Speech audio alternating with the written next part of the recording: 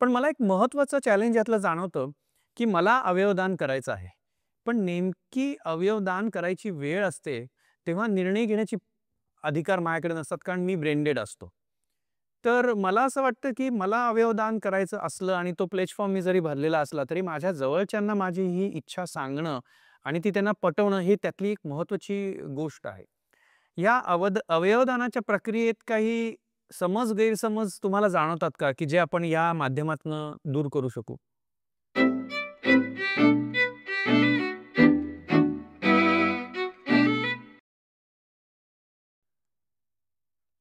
गैरसमज तर भरपूर आहेत, पण सगळ्यात महत्त्वाचं एक पार्ट त्यामध्ये आहे, तो म्हणजे लोकांना एज्युकेट करणं.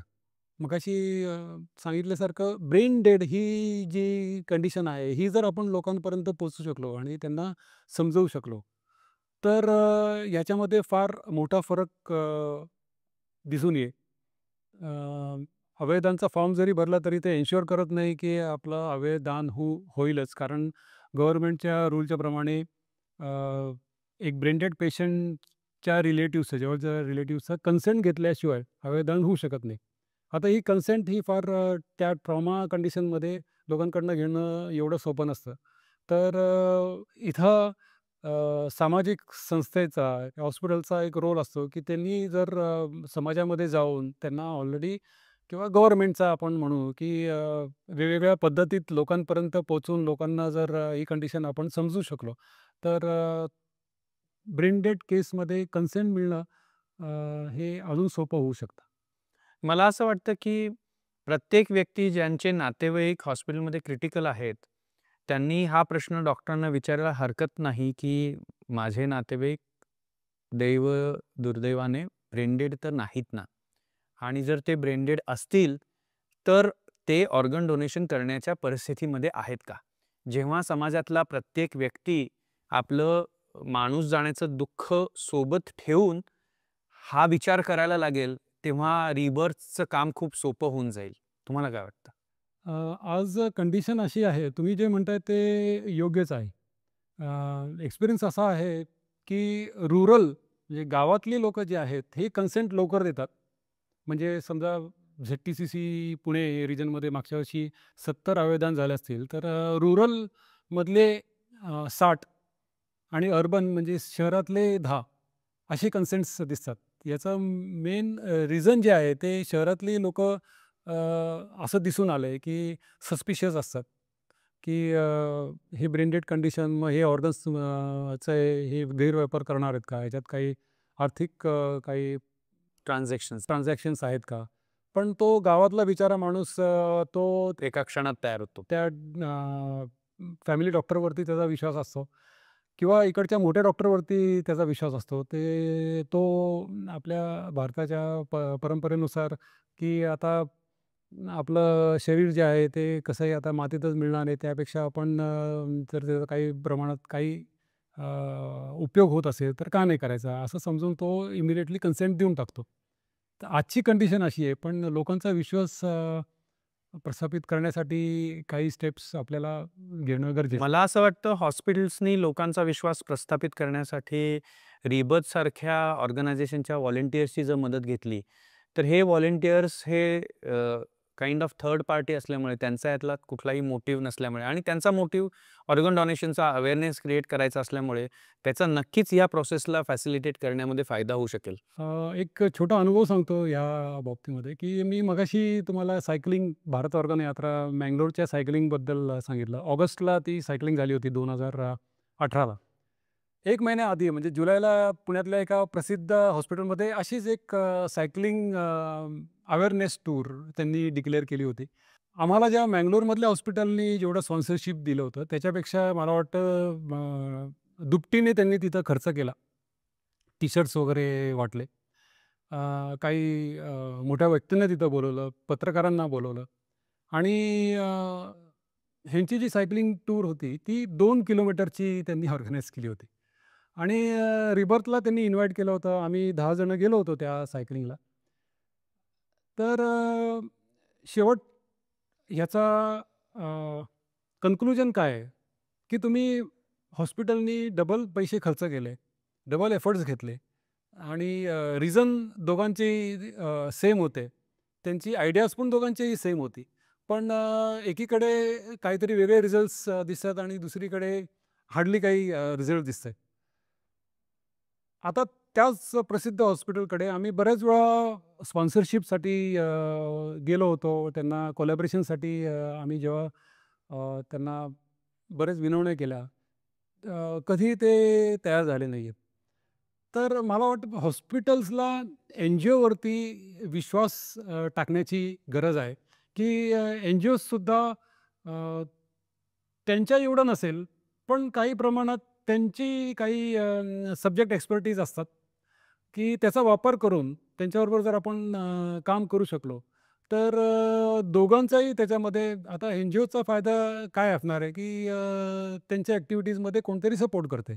पण हॉस्पिटलचा याच्यामध्ये भरपूर काही काम होऊ शकतं आणि त्यांनी आपल्या शहरातल्या, आपल्या गावातल्या जर अशी हॉनेस्टली काम करणारे, इमानदारीने काम करणारे जर एक कुठली एन-जी-ओ असेल, तर त्यांच्याबरोबर टाय करून कोलॅबोरेशनमध्ये जरूर ह्या गोष्टी राबवाव्यात.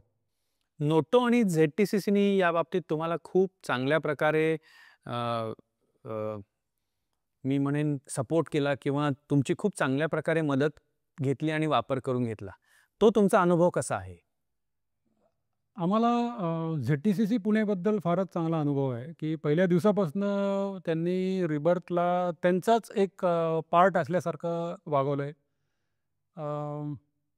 मला पर्सनली त्यांनी 8 वर्षापूर्वी त्यांचा कमिटी मेंबर करून घेतलं आणि मागच्या 5 वर्षापासून मी ट्रेझरर आहे झेड-टी-सी-सीचा. म्हणजे 9 मेंबर कमिटी ही पुणे झेड-टी-सी-सी म्हणजे नाशिकपासून ते सोलापूर, कोल्हापूरपर्यंत कार्यरत आहेत आणि पुण्यातली जी झेड-टी-सी-सी आहे ती देशामध्ये पहिल्या 3 मध्ये गणली जाऊ शकते.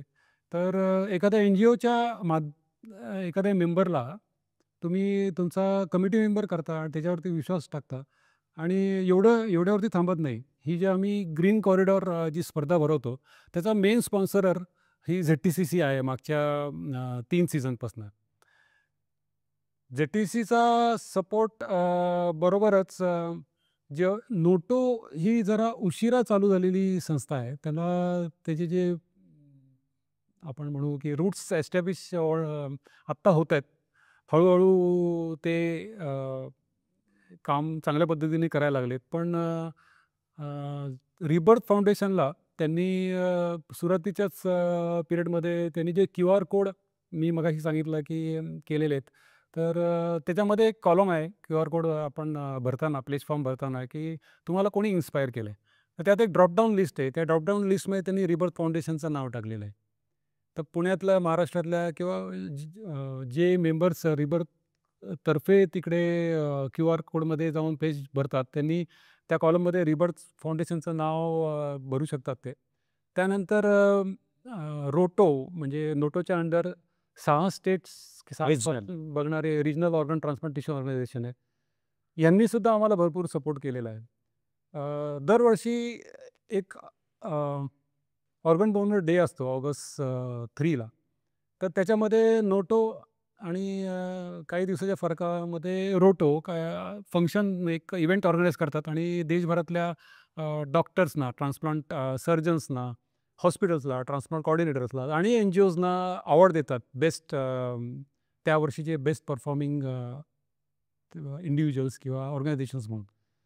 तर रोटोनी आणि नोटोनी दोघांनी ह्या वर्षी आणि मागच्या वर्षी बेस्ट सपोर्टिंग एन-जी-ओ म्हणून रिबर्थ फाउंडेशनला अवॉर्ड दिले. वाह! क्या बात है! मग आता इथून पुढे पुढच्या 5 वर्षामध्ये रिबर्थचं उद्देश काय आहे किंवा रिबर्थचं स्वप्न काय आहे? ब्लड डोनेशन हे 1900 समजा 70-80च्या काळामध्ये ज्या पद्धतीने लोकांपर्यंत पोहोचत नव्हतं. पण आज एखाद्या चौकात सुद्धा ब्लड डोनेशन केलं की 1000 एक बाटल्या जमा होतात. तर 30-35 वर्ष लागले या कंडिशनपर्यंत यायला. आम्हाला ऑर्गन डोनेशनला एवढी वर्ष लागू नयेत अशी इच्छा आहे. आणि त्याच्यासाठी जर आम्ही एखाद्या कॅटलिस्टसारखं आमचा रोल परफॉर्म करू शकलो, तर आम्ही आमचं ते भाग्य समजू शकतो. ह्या पॉडकास्टच्या माध्यमातून आपण ह्या पॉडकास्ट बघणाऱ्या सगळ्यांना हे आवाहन करूया, की अशी कुठली संस्था असेल, जिला ऑर्गन डोनेशनवर अवेअरनेस मध्ये काम करायचं असेल तर त्यांनी रिबर्थला नक्की संपर्क साधावा आणि रिबर्थ त्यांच्याशी कोऑर्डिनेट करून हे गोल भारतासाठी तर नक्कीच पूर्ण करेल. म्हणजे हे माझं आव्हान स्पॉन्सरर्ससाठी आहे की आपल्याकडे खूप साऱ्या चांगल्या चांगल्या संस्था आहेत आणि त्यांना खूप सारं चांगलं चांगलं काम करायचं आहे. आयुष्यमान भवचं चॅनल रिबर्थशी या संस्थांना जोडण्यामध्ये जर कुठं कारणीभूत होऊ शकलं तर ती माझ्यासाठी एक खूप आनंदाची गोष्ट असेल.